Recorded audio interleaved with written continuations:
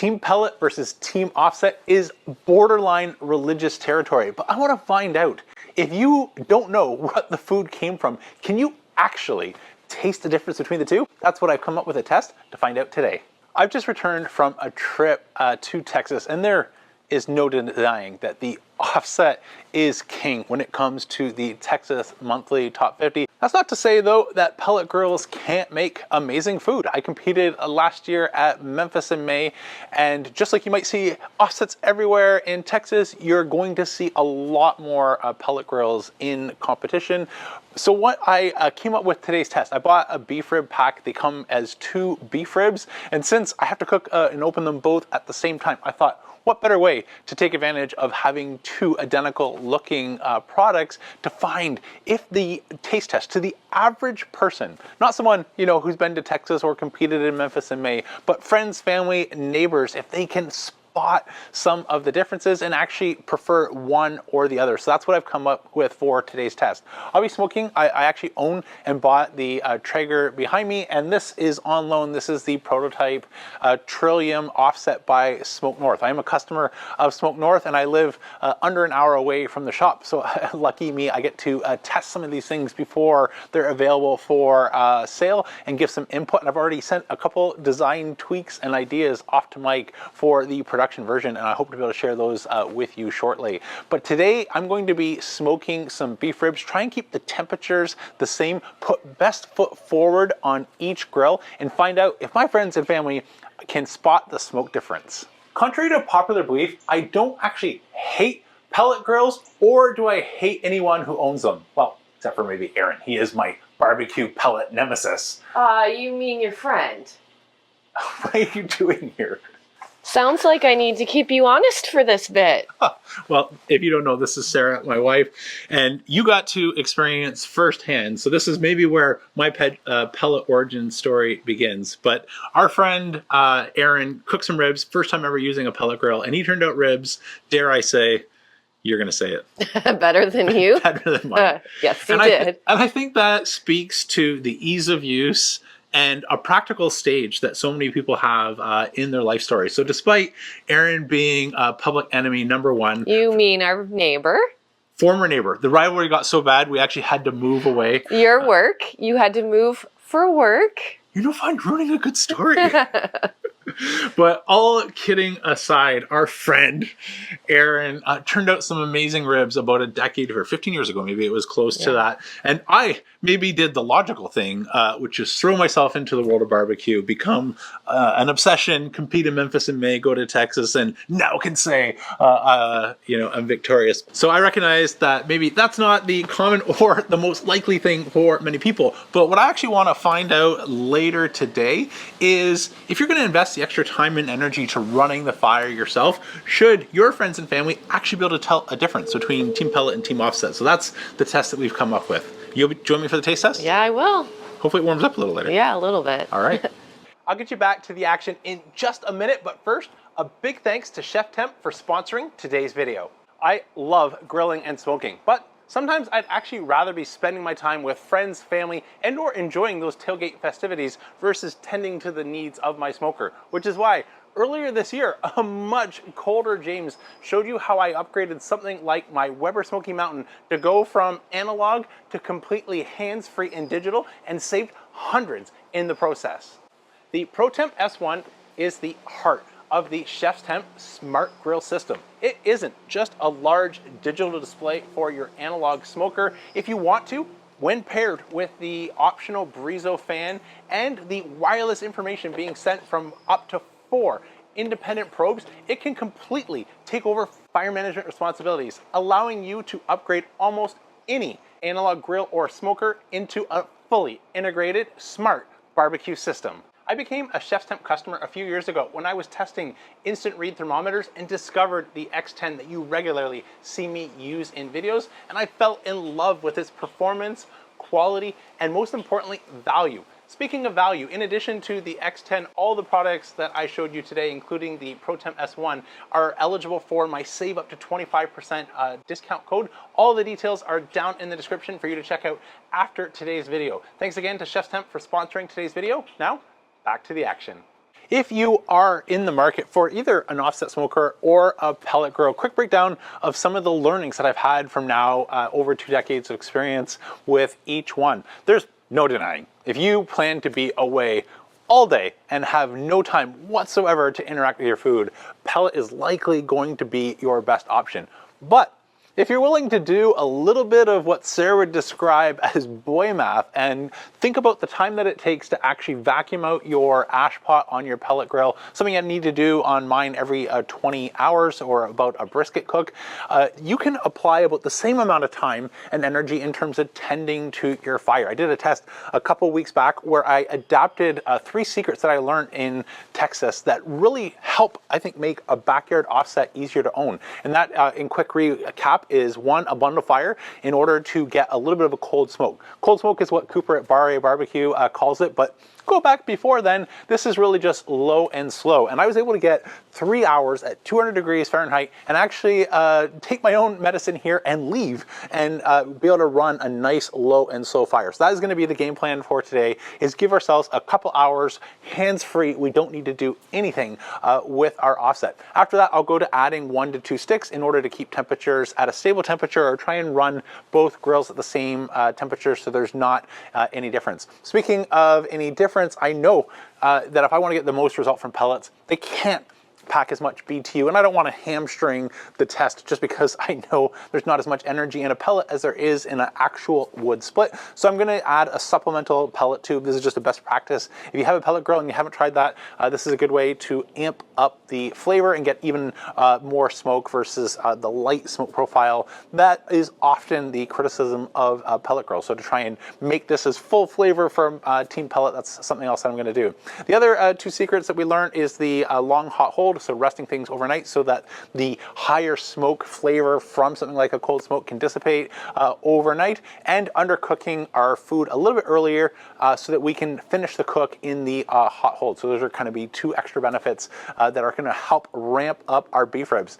Our beef ribs for prep, I'm going to keep things pretty straightforward. I'm going to use a little bit of truff hot sauce for a binder. You don't need to add a binder, but the umami flavor that you get from here is something I like to add on anything beef, steaks, brisket sometimes, but these beef ribs, I'm going to go for a little bit of a truff hot sauce binder. I'm going to use some fresh cracked black pepper. Still sticking with the spirit of Texas and simplicity, we're going with pepper and seasoned salt. Cooper at Bar A Barbecue, where I spent most of my time and was able to cook with him, uses something like Rio Season It All. If you've not seen that or tasted it, imagine Lowry's or Fiesta Season It All salt. Any sort of seasoning salt is fairly similar. The Rio has a lot more black pepper, so I can find a way of getting that to my house. That will be my next purchase, but I still have some Fiesta Season It All salt. So I'm going to use my pepper cannon, crack up for some fresh black pepper, and go with the Fiesta Season It All, so I've got my nice sort of black pepper and salt mixture sticking with the Texas theme. Once I've got both the beef ribs on, I inserted a meter probe using my Meter Pro Duo, which I can stick anywhere that's metal, including on my offset. It has no problem getting through this new thicker 3/8 chamber, and sends that information to my phone or watch wirelessly as I was going about my day.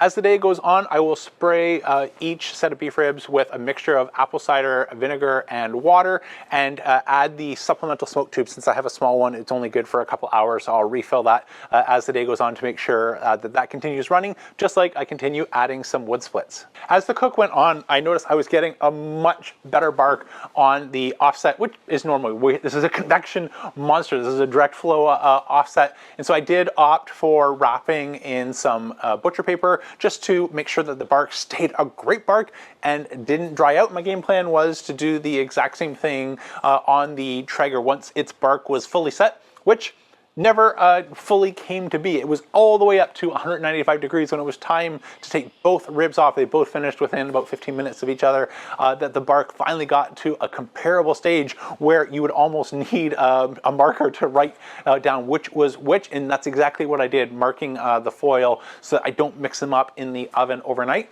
I had some leftover beef tallow from trimming a brisket. This is something that comes in super handy for moments like this, so I just added a little bit of beef tallow to the bottom of the package and and threw those in the oven that I can over adjust. I don't know if your oven can do this. It's worth looking up your owner's manual. I was able to find online for mine that I can manually override the temperature down and use a smart probe. The first few times I actually left my meter in there just to make sure that the meat stayed above 140 degrees is the safe point for beef that we want to make sure that we stay above. So I'm holding about 150 degrees Fahrenheit in the oven and keeping the beef over 140 degrees Fahrenheit. And then we are present day ready for the taste test. So I've invited a couple folks over for the taste test, and they're going to let me know, just point which one. And they're going to have no other information. Which one do they like the smoke on best? That's the question.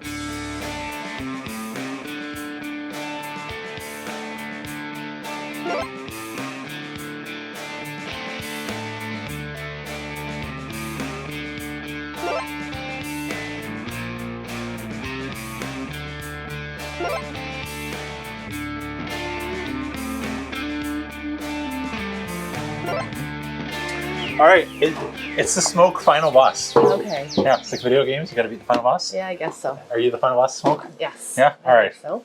So I am not going to give you any hints which one's which, and I actually don't think there's any hugely visible tells. No, this looks like, yeah. I would think they were the same if I didn't know any better. Yeah. Okay. Perfect. That's all you need to know. All right. So number one, number two. Okay. Tell me which one has the best smoke. All right, sounds good. I'll start here with this one. I should do that too. Mm-hmm.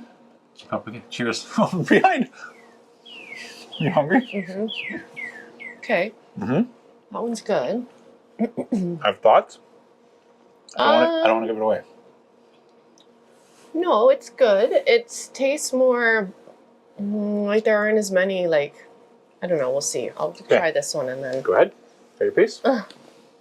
Cheers. Again. There you go. There you I'm gonna do that one. They're both good. Mm-hmm. This one didn't have the same depth of flavor as this one. Yeah. And I feel like you needed this one just seemed a little more smoky in a good way. Right. Like you needed that on the beef. Whereas this, it was yummy. And I'm picky because they're delicious. Beef ribs are good. They're beef ribs. It's delicious. Yeah. But I just feel like this just, yeah, it was just a better cook. So which one do you think is pellet versus offset? I think this is probably offset. Yeah. I usually prefer all the ribs and Yeah. brisket and everything that comes off offset, so I'm going to assume this is offset. Well, you're not alone. We had friends over earlier, and again, same thing, blind. Everyone just picked one. Yeah. And the count was 100%, for team offset. Okay. The bark, though, this developed much quicker. So I ended up wrapping this in paper around 165 degrees. The bark looked just like it looks now, which is awesome. And I had to let the pellet grow all the way until the end, until we got a bark. I wasn't even sure for a point if we were going to get a bark. And I also noticed a little shredding on the bottom, maybe some more heat from the bottom. But otherwise, close. Oh, yeah, they were definitely close. Not like... No, they were both good. Yeah. They're beef ribs. Absolutely. It was just this one had just a bit more depth of flavor. Awesome. Yeah. Well, thanks for sharing your thoughts. Yeah. So based on the results, it was a unanimous decision. Everybody went for team offset. So it's no wonder when I asked people like Aaron Franklin and others when I was in Texas, why no Texas Monthly Top 50 restaurant uses anything other than the offset form factor. It's just hands down the best. But as Aaron said, it's also something that can go terribly wrong, or the opportunity to mess it up is, I think, his exact words. The difference. They taste completely different, but the opportunity to really mess up a cook is there. Right. Like if you're not gonna really hone in, be there, be present, be detailed and meticulous. Right. Maybe a pellet cooker's for you. Well, that leads me. But you gotta kind of pick your battles, right? You do need to be present. I hope though, if you are considering one, that you take a look at that video, the bundle fire and the setup to get 3 hours or so. And if you're willing to, again, do as Sarah calls boy math, compare the amount of time that it takes to add a fire, about 8 times where you need to interact with the firebox. This is now a fully insulated firebox. I'm getting even more duration between needing to add 2 or 3 wood splits to keep things going versus the time that it would take to vacuum out your ash pot. You're about break even on total time. The caveat here, and the very obvious caveat, is you don't have the ability to be here even for a few seconds at a time. This is just where an offset doesn't work. But if it could work, and maybe it's something that's in the cards for you this year. Super impressed with my testing so far of the prototype Trillium offset by Smoke North, and I can't wait to share some of the tweaks and ideas that I've sent their way in terms of what I think will make an amazing finished product. That's it for today. I'm James from Smoke Dad Barbecue signing off. Remember, don't be afraid to fire it up.